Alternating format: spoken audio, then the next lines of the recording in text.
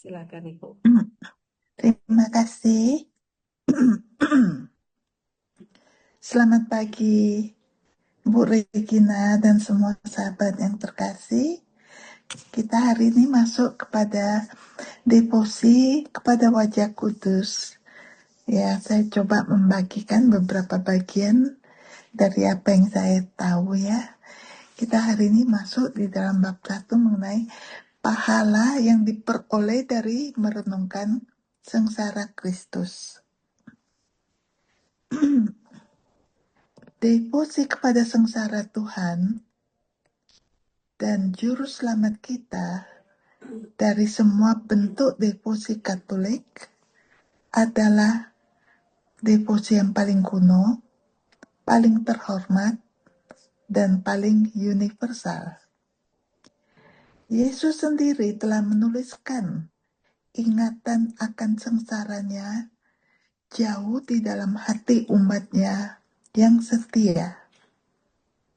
Untuk menanamkan ingatan akan sengsara sucinya sedalam-dalamnya di dalam jiwa kita, Kristus menetapkan misa kudus, pembaharuan tanpa darah dari korban salib. Mengapa Yesus meninggalkan jejak wajahnya yang berdarah dan cacat pada kain yang diberikan Veronika kepadanya? Mengapa ia berhati-hati agar sengsaranya, peringatan akan sengsara tetap terpelihara dengan baik, seperti alat-alatnya ya? Seperti contoh salib, paku, mahkota duri, dan kain kafan. Bukankah agar kita tetap mengingat dengan jelas sengsaranya yang pahit? Tauler, salah satu mistikus besar abad pertengahan, berkata, suatu ketika seorang hamba Tuhan yang terhormat bertanya kepada Tuhan, betapa besar pahala yang diperoleh seseorang yang dengan tekun merenungkan sengsaranya. Jawab Yesus, melalui perenungan seperti itu, ia memperoleh satu, pembersihan dari dosa-dosanya. Kedua, semua kelalaiannya ditutupi oleh pahala penderitaanku. Ketiga, penguatan agar ia tidak mudah dikalahkan oleh musuh-musuhnya. Keempat, kasih karuniaku diperbaharui dari dirinya setiap kali ia merenungkan penderitaanku. Kelima, aku tidak akan menolak apapun yang bermanfaat baginya jika ia dengan sungguh-sungguh memintanya. Keenam, aku membimbingnya menuju kesempurnaan sebelum kematiannya. Ketujuh, aku menolongnya di saat-saat terakhirnya, melindunginya dari musuh-musuhnya, dan memberinya kepastian keselamatan. Ini 7 poin yang Yesus berikan jawabannya kepada Tauler, salah satu mistikus besar Siap-siap di abad pertengahan. jemput Pak Adit.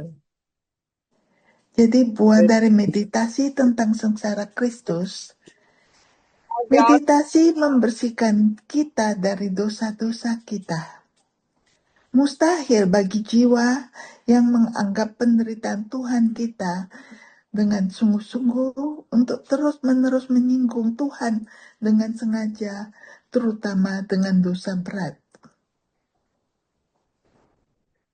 Sekali lagi saya ulangi, mustahil bagi jiwa yang menganggap penderitaan Tuhan kita dengan sungguh-sungguh untuk terus-menerus menyinggung Tuhan dengan sengaja, terutama dengan dosa berat. Santo Alfonsius menekankan hal ini kepada kita dengan menegaskan, jiwa yang percaya pada sengsara Yesus dan sering merenungkannya akan menemukan bahwa mustahil untuk terus-menerus menyinggung juru selamatnya. Hal itu memperkuat kita melawan godaan. Meditasi yang sering dan kusuk tentang penderitaan Tuhan kita memiliki kekuatan yang luar biasa untuk memungkinkan kita mengatasi nafsu kita. Santo Agustinus menulis dalam pengakuannya bahwa setiap kali ia digoda oleh setan kenajisan, ia berhasil melawan setan dengan bermeditasi pada luka-luka Yesus. Sesering aku digoda, katanya, aku mencari perlindungan di dalam luka-luka Yesus. Aku berlindung di dalam hati belas kasihan Tuhanku. Hal itu akan membawa kita pada kesempurnaan dalam sebelum kematian kita. Salah satu sumber utama pengudusan kita adalah ingatan yang lembut dan penuh kasih sayang akan penderitaan juru selamat kita. Santo Bonaventura menyampaikan kata-kata ini kepada jiwa yang mencari kesempurnaan.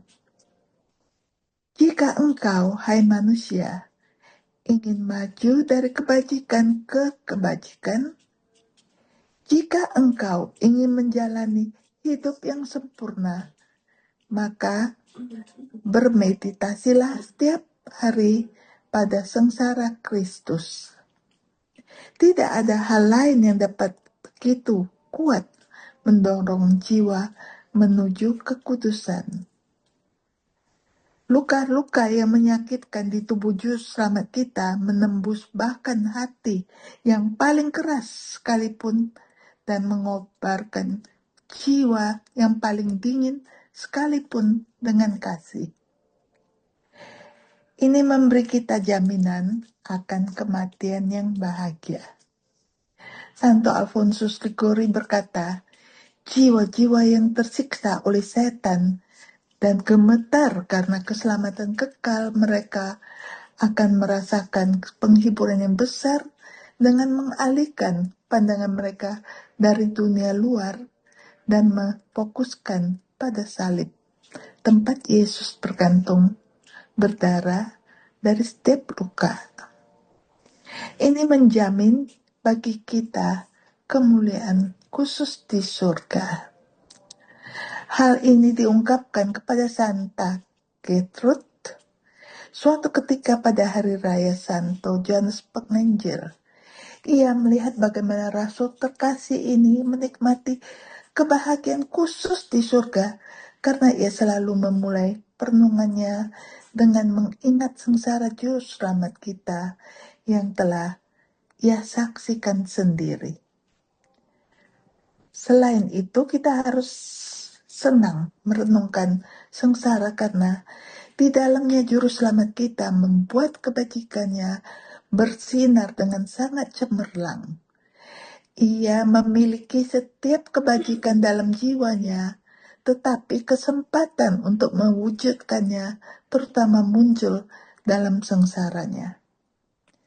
Kasihnya yang besar kepada Bapaknya, kasihnya kepada umat manusia, kebencian terhadap dosa, pengampunan atas luka, kesabaran, kelembutan hati, ketaatan kepada otoritas yang sah, belas kasihan, semua kebajikan ini bersinar dengan cara yang heroik untuk kita tiru.